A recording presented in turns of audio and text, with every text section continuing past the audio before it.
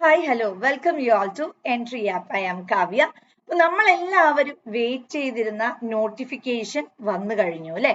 What is next എന്ന് ചോദിച്ചിട്ടുണ്ടെങ്കിൽ KV-യിലേക്കും NVS-ലേക്കും എങ്ങനെയാണ് അപ്ലൈ ചെയ്യേണ്ടത് എന്നുള്ള കാര്യത്തെക്കുറിച്ചാണ്.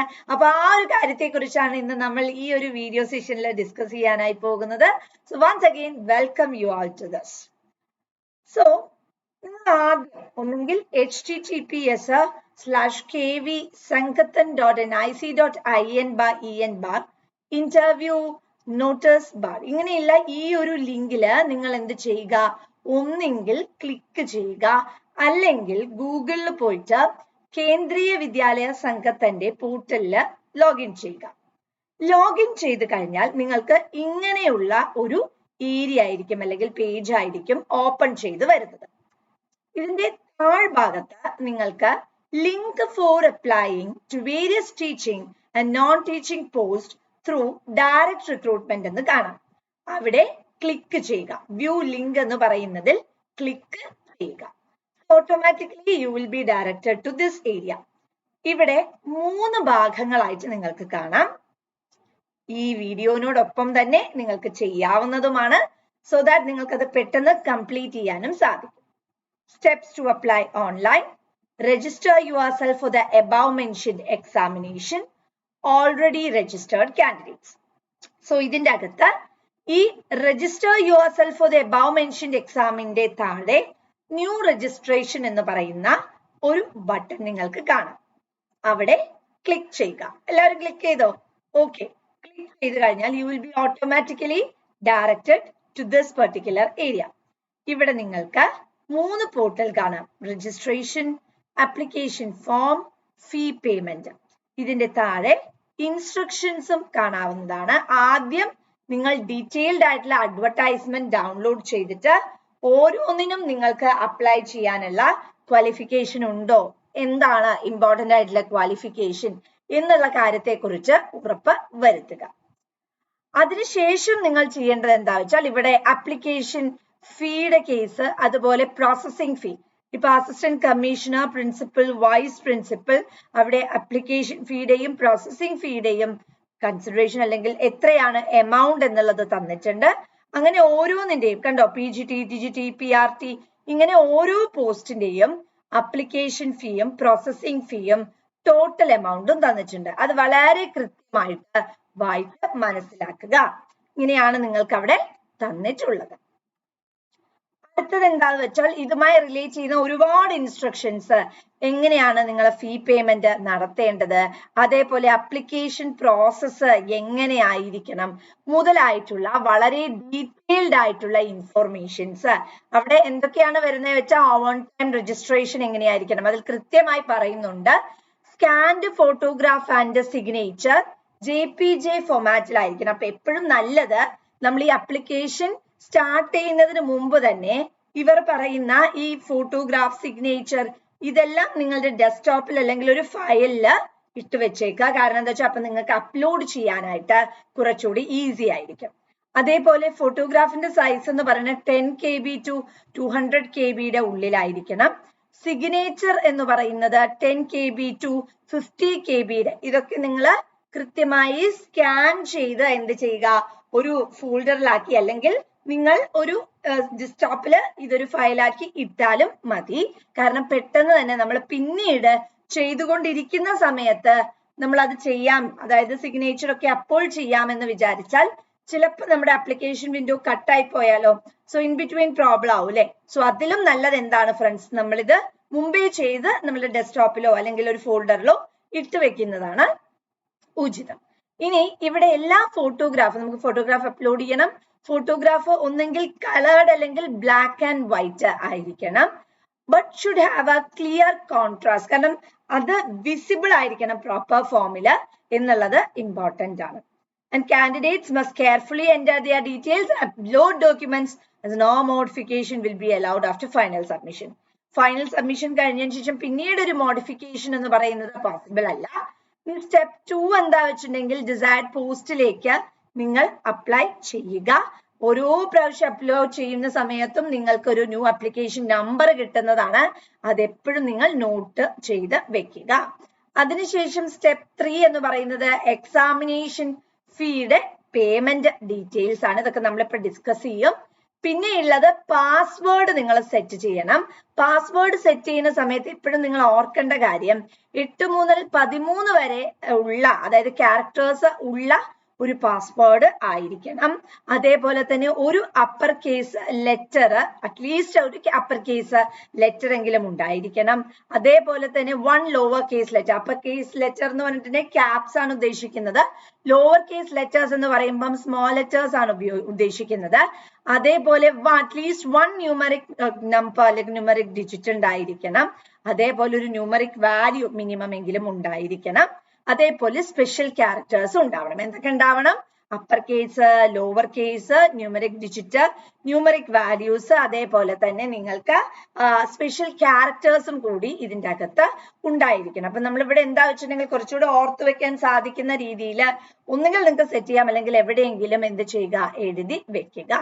ഇനി നിങ്ങൾ പാസ്വേഡ് മറന്നുപോയാൽ ഒരു ഓപ്ഷനേ ഉള്ളൂ. അവിടെ അകത്ത് സെക്യൂരിറ്റി ക്വസ്റ്റ്യൻ ഉണ്ട്. ആ സെക്യൂരിറ്റി ക്വസ്റ്റ്യൻ ഒന്ന് നിങ്ങൾ എന്ത് ചെയ്യുക, ഓർത്ത് വെക്കുക. അതിന്റെ ആൻസർ ടൈപ്പ് ചെയ്യുമ്പോൾ നിങ്ങൾക്ക് ഫേവറബിൾ ആയിട്ടുള്ള, അല്ലെങ്കിൽ നിങ്ങൾ ഫാബ്രിക്കേറ്റ് ചെയ്യാതെ ആക്ച്വൽ ആയിട്ടുള്ള ടൈപ്പ് ചെയ്ത് കൊടുത്താൽ മതി. അപ്പൊ നമ്മളെ മറന്നു പോകില്ല. അത് എൻ്റർ ചെയ്താല് നിങ്ങൾക്ക് എന്ത് ചെയ്യും, നിങ്ങൾക്ക് നിങ്ങളുടെ ഈ ഒരു പാസ്വേഡ് റീകളക്ട് ചെയ്യാൻ പറ്റും. ഇവിടെ നിങ്ങൾ സെക്യൂരിറ്റി ക്വസ്റ്റ്യൻ ആൻസർ ചെയ്യുന്നു. സോ ഒരു വെരിഫിക്കേഷൻ കോഡ് SMS ആയി നിങ്ങളുടെ മൊബൈലിലേക്ക് വരുന്നു. അതുപയോഗിച്ച് നിങ്ങൾക്ക് എന്ത് ചെയ്യാം, ഈ ഒരു കാര്യം തന്നെ പാസ്വേഡ് റീസെറ്റ് ലിങ്ക് എന്ന് പറയുന്നത് നിങ്ങളുടെ ഇമെയിലിലേക്കും വന്നിട്ടുണ്ടാവും. എന്താണ്?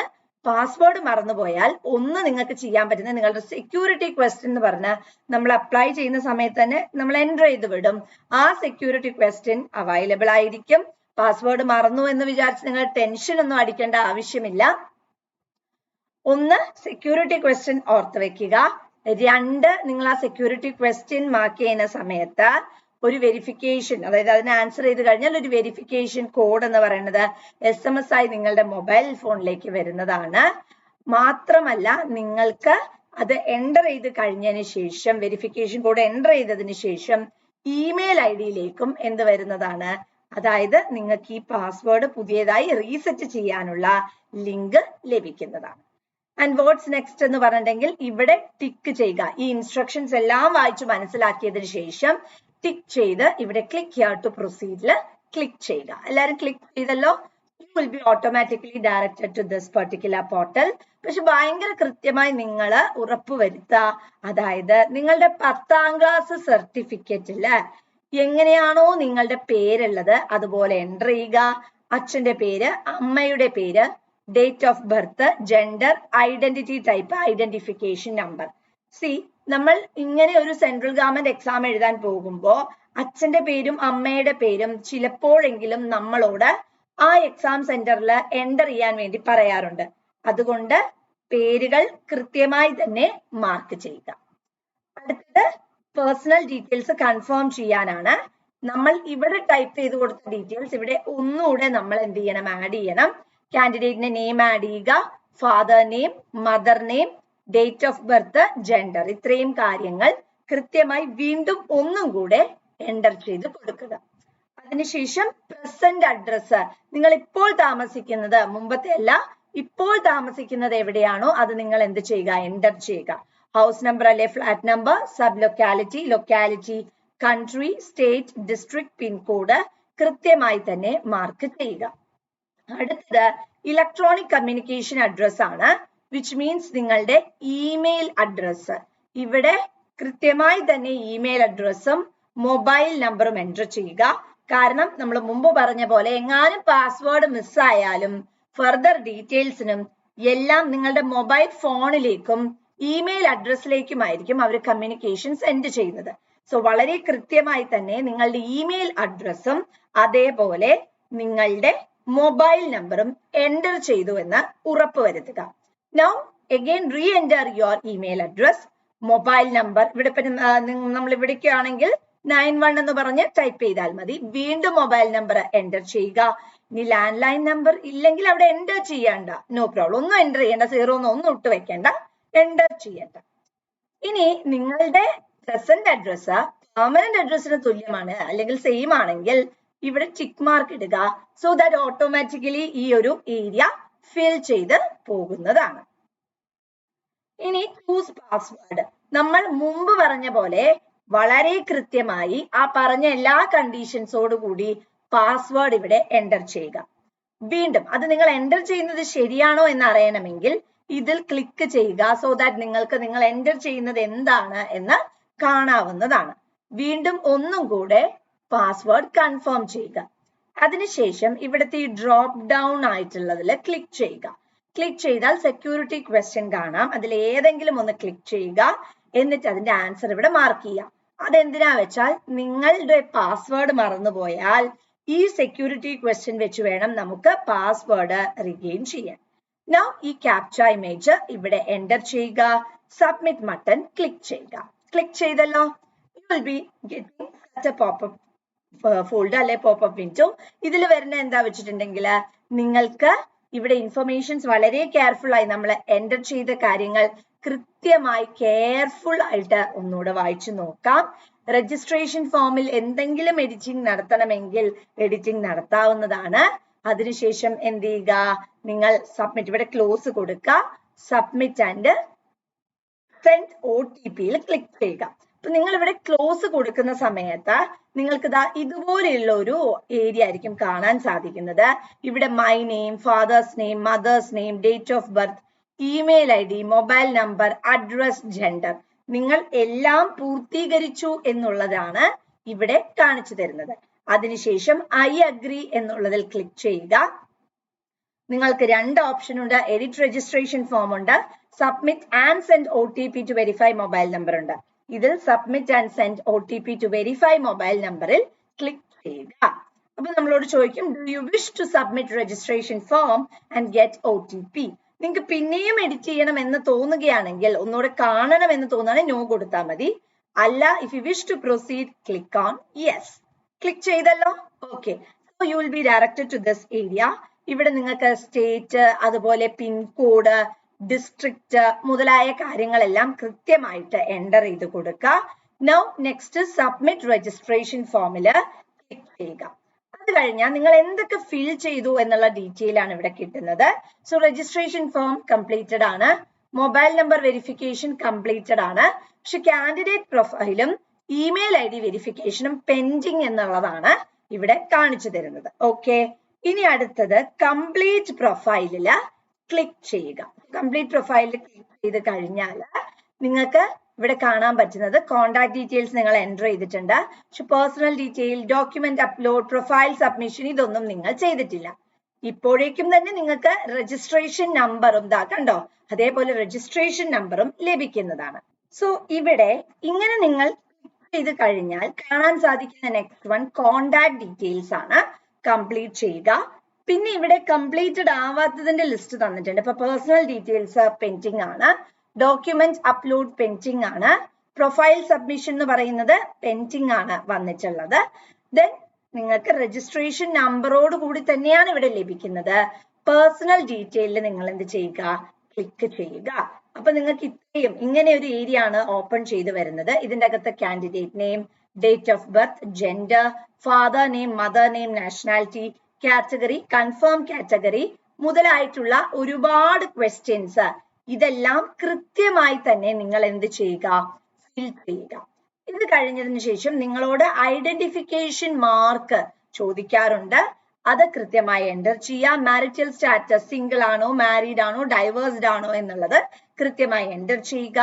ക്യാപ്ച കോഡ് എന്ന് പറയുന്നത് എൻ്റർ ചെയ്ത് സേവ് ആൻഡ് നെക്സ്റ്റ് കൊടുക്കുക. പക്ഷെ അത് കൊടുക്കുന്നതിന് മുമ്പ് സേവ് ആൻഡ് നെക്സ്റ്റ് നിങ്ങൾ ക്ലിക്ക് ചെയ്യുമ്പോൾ ഇങ്ങനെ ഒരു ഏരിയ നിങ്ങൾക്ക് കാണാം. ഇതിൽ ഒരു ഡ്രോപ്പ് ആയിട്ടുള്ള ഒരു മെനു ഓപ്പൺ ചെയ്ത് വരുന്നത് കാണാം.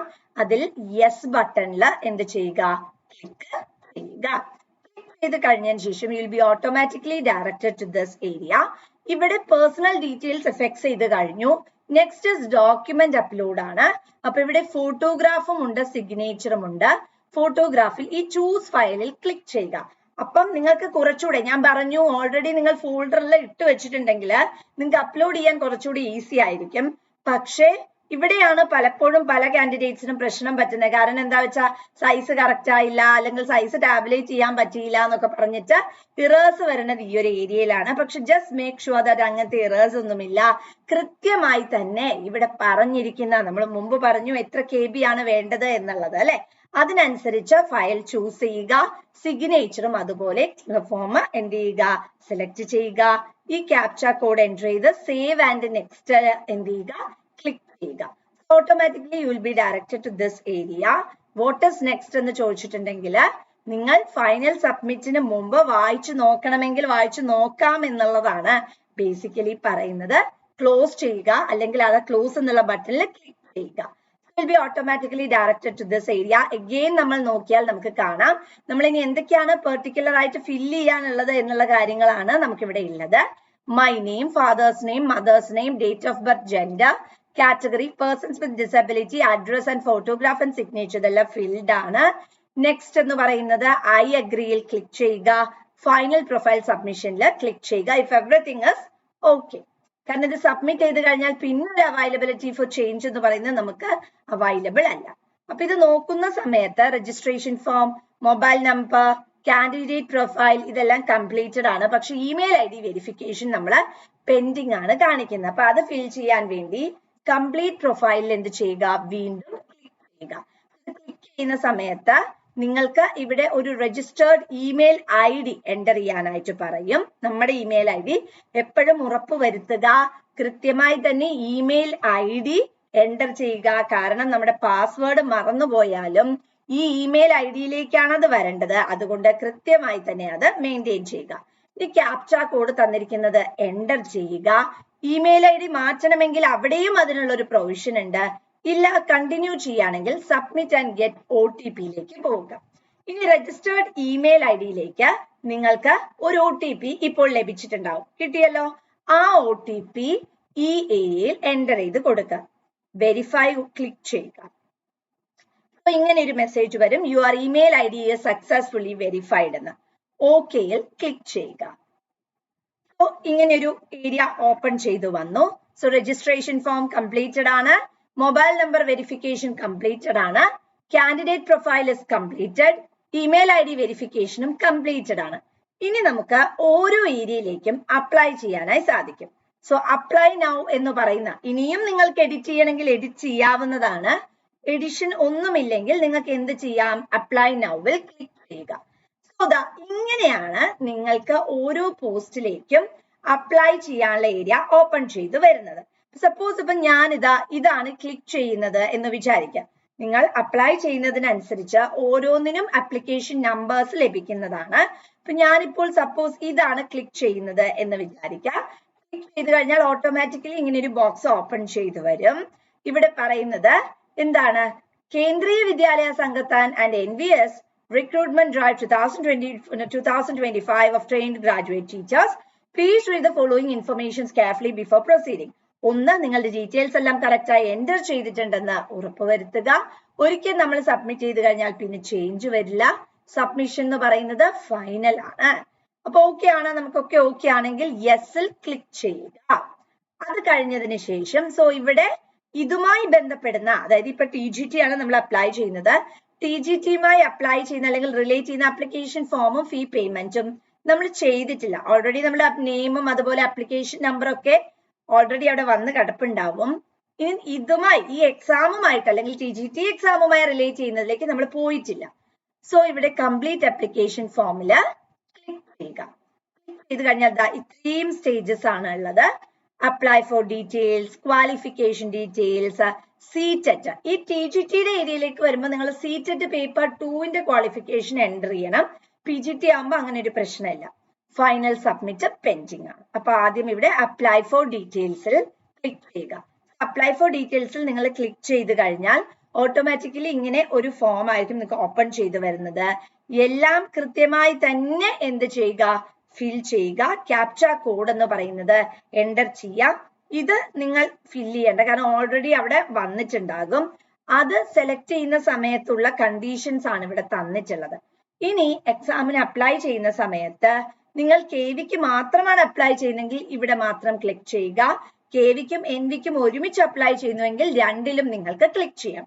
പണ്ടൊക്കെ എങ്ങനെയായിരുന്നു വെച്ചിട്ടുണ്ടെങ്കിൽ നമുക്ക് കെവിക്ക് ഒരു ആപ്ലിക്കേഷൻ, NVS ഒരു ആപ്ലിക്കേഷൻ, അങ്ങനെയുള്ള ഒരു സിസ്റ്റം ആയിരുന്നു ഉണ്ടായിരുന്നത്. പക്ഷെ ഇപ്പം ഒരുമിച്ച് രണ്ടും കൂടെ ഒരുമിച്ച് വന്നത് കൊണ്ട് നിങ്ങൾക്ക് 2 എക്സാമിനും അപ്ലൈ ചെയ്യാനായിട്ട് ഒരുമിച്ച് സാധിക്കുന്നതാണ്. അതേപോലെ ലാംഗ്വേജ് കോമ്പറ്റൻസി ഓപ്ഷൻ പണ്ട് ആകപ്പാട് ഹിന്ദി എന്ന് പറയുന്നതും ഇംഗ്ലീഷ് അങ്ങനെയായിരുന്നു ഉണ്ടായിരുന്നത്. പക്ഷെ ഇപ്പോൾ ഇവരുടെ നോട്ടിഫിക്കേഷനിൽ 12 ലാംഗ്വേജസ് തന്നിട്ടുണ്ട്. ആ 12 ലാംഗ്വേജസിൽ ഏത് വേണമെങ്കിലും നിങ്ങൾക്ക് സെലക്ട് ചെയ്യാവുന്നതാണ്. അപ്ലിക്കേഷൻ ഫോമിന്റെ steps apply for details, qualification details, seat details and final submit ആണ്. ഇത്രയും കാര്യങ്ങൾ എന്ത് ചെയ്യുക, എൻ്റർ ചെയ്ത് കൊടുത്തിട്ട് ഫൈനൽ സബ്മിറ്റിൽ നിങ്ങൾ എന്ത് ചെയ്യുക, ക്ലിക്ക് ചെയ്യുക. നെക്സ്റ്റ് വൺ എന്താ വെച്ചിട്ടുണ്ടെങ്കിൽ ഇവിടെ PGTയുടെ ഏരിയയും ഇതുപോലെയാണ്. അവിടെയും നിങ്ങൾക്ക് KVS, NVS എന്ന് പറയുന്നതിൽ ക്ലിക്ക് ചെയ്യുക. എങ്കിൽ മാത്രമേ 2 എണ്ണത്തിലേക്കും നിങ്ങൾക്ക് എന്ത് ചെയ്യാൻ പറ്റൂ, അപ്ലൈ ചെയ്യാനായി സാധിക്കും. ലാംഗ്വേജ് കോമ്പറ്റൻസി എൻ്റർ ചെയ്യുക. ഹിന്ദി, ഇംഗ്ലീഷ് അതെപ്പോഴും യെസ് കൊടുക്കണം കേട്ടോ. ഹിന്ദി അല്ലെങ്കിൽ ഇംഗ്ലീഷ് അറിഞ്ഞിരിക്കണം എന്നുള്ളൊരു കണ്ടീഷൻ അവർ പറയുന്നുണ്ട്. പക്ഷെ വലിയ രീതിയിൽ പണ്ടൊക്കെ എങ്ങനെയായിരുന്നു വെച്ചാൽ ഹിന്ദിയിൽ ക്ലാസ് എടുക്കണം എന്നൊക്കെയുള്ള കണ്ടീഷൻ ഉണ്ടായിരുന്നു. പക്ഷെ ഇന്ന് അത്രത്തോളം സ്ട്രിക്റ്റ് അല്ല. അതേപോലെ എക്സ്പീരിയൻസ് ഉണ്ടെങ്കിൽ എഴുതുക. Computer application knowledge yes mark ചെയ്യുക ഉണ്ടെങ്കിൽ. അതേപോലെ തന്നെ ഈ NVS എന്നൊക്കെ പറയുമ്പം റെസിഡൻഷ്യൽ ബേസ്ഡ് സ്കൂളുകളാണ്. അപ്പൊ അങ്ങനത്തെ സ്കൂളുകളിൽ എന്തെങ്കിലും സ്റ്റേ ചെയ്ത് എന്തെങ്കിലും ഒരു എക്സ്പീരിയൻസ് നിങ്ങൾക്ക് ഉണ്ടെങ്കിൽ അതും നിങ്ങൾക്ക് പോസ്റ്റ് ചെയ്യാവുന്നതാണ്. അത് കഴിഞ്ഞതിന് ശേഷം നിങ്ങളുടെ ഗ്രാജുവേറ്റ് ക്വാളിഫിക്കേഷൻ ഡീറ്റെയിൽസ് കൃത്യമായി തന്നെ എന്ത് ചെയ്യുക, എൻ്റർ ചെയ്യുക. ഇവിടെ നിങ്ങൾക്ക് പാസ്ഡ് ആണെങ്കിൽ പാസ്, അതുപോലെ ഇയർ മെൻഷൻ ചെയ്യുക. ഇവിടെ സ്ട്രീം നെയിം ഉണ്ട്, അതേപോലെ university bar, board bar name enter ചെയ്യുക. റിസൾട്ട് മോഡ് എങ്ങനെയാണ് എന്നുള്ളത് നിങ്ങൾക്ക് അവിടെ തന്നെ എൻ്റർ ചെയ്ത് കൊടുക്കാൻ സാധിക്കും.